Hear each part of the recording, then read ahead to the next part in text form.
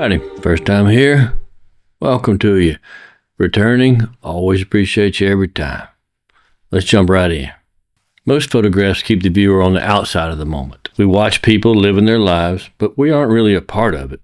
In cinema, they call this the fourth wall, the invisible barrier between the audience and what's inside the frame. Most of the time it stays intact, but when someone looks directly at us, everything changes. And lately I've been thinking about this idea a lot, and strangely enough, it didn't start with photography. Well, yeah, you guessed it, it started with painting. And this week's a little bit different, where we're not going to just look at one particular artist that I want to introduce four to you. Some you've heard of, some you may not have heard of, and in future videos, definitely dive a little bit deeper into each one. The first one here is Italian Osteria Scene by a guy named Wilhelm Marstrand. A lively tavern scene unfolds, and then figures turn and look straight at the viewer, almost welcoming. They notice kind of like you walked in the room. And Marstrand was actually an inspiration to the second guy, Carl Bloch, I'm not really sure. He painted in a Roman osteria where a young boy does the same thing, turns and looks. He's not real happy about us being there, though.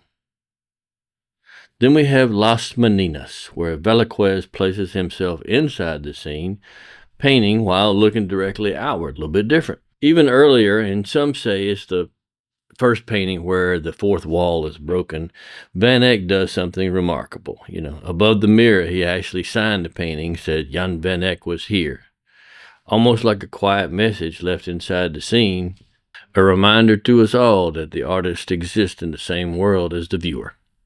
When I started thinking about these paintings and spent a little bit more time with each one of them, I realized that it connects with street photography more than I initially realized.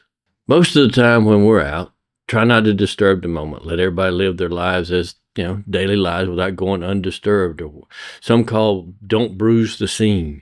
But occasionally, somebody notices, looks directly at us, and everything changes.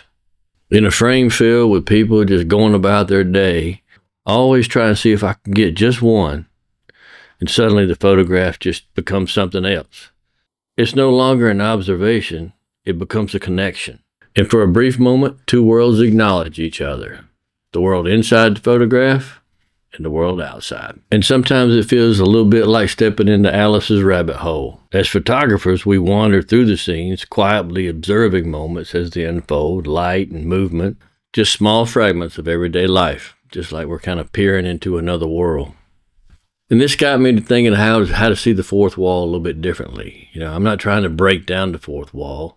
None of us really are when we're out on the street photographing. But what we should look for is a little keyhole to see through the wall, just like Alice. And you can think about it when you're out photographing, you're just wandering around, looking for that keyhole. It's your viewfinder, but kind of the same thing. Peering into the moments of everyday life. And every once in a while, someone on the other side finds their keyhole and looks right back at you. And for a brief second, two worlds meet. Not planned, not staged, just a quiet acknowledgement where the observer and the subject meet. And when that happens, the photograph becomes way more than something we just see. It becomes something we share. The four paintings that we talked about earlier all come from different times, different places, but are fascinating to me how they explored this way before photography or the fourth wall ever existed.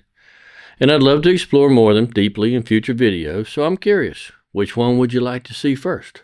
Marstrand, Bloch, Velázquez, or Van Eyck? Let me know in the comments.